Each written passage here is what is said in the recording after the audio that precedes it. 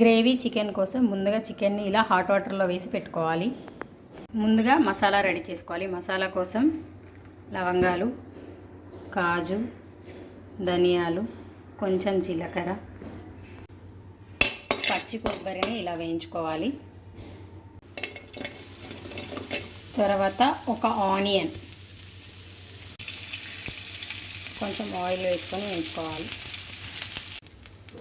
ఇవి ఇలా వేగాక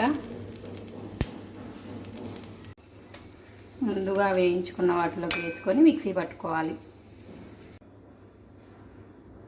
వేడి నీళ్ళలో వేసుకున్న చికెన్ని ఇలా జల్లి గిన్నెలోకి వేసుకోవాలి. నీళ్ళు లేకుండా ఆరబెట్టుకోవాలి.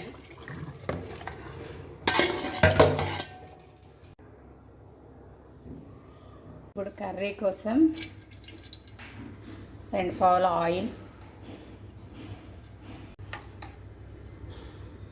నూనె వేడయ్యాక తాలింపు గింజలు, మసాలా దినుసులు వేసుకుంటే టేస్ట్ బాగా వస్తుంది. లవంగాలు, ఇలాచి, చెక్క. ఇది వేగాక ఆనియన్స్ వేగాక పసుపు,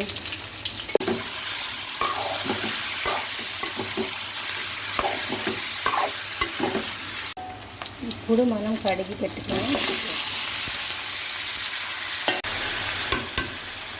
కర్రీ సిమ్లో ఉడికిస్తేనే మంచి టేస్ట్ వస్తుంది.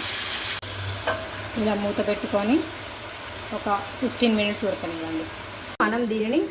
ఈలోపు మనం దీన్ని మిక్సీ పట్టుకుందాం.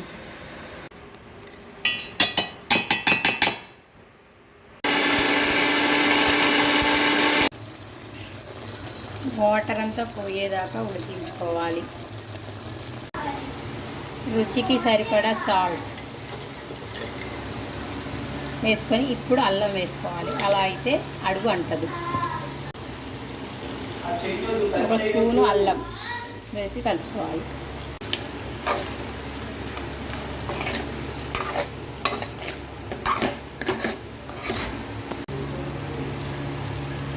ఇప్పుడు రుచికి సరిపడా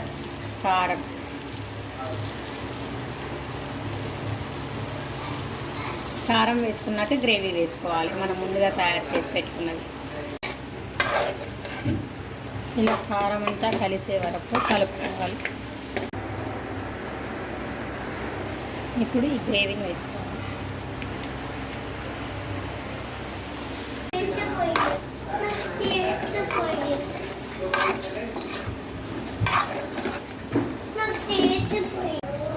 ఇలా ఆయిల్ పైకి వచ్చే వరకు ఉడికించుకోవాలి.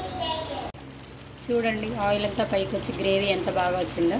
ఇప్పుడు కొంచెం పుదీనా వేసుకొని స్టవ్ ఆఫ్ చేసుకోవాలి. పుదీనా కొంచెం వేసుకొని స్టవ్ ఆఫ్ చేసుకోవాలి.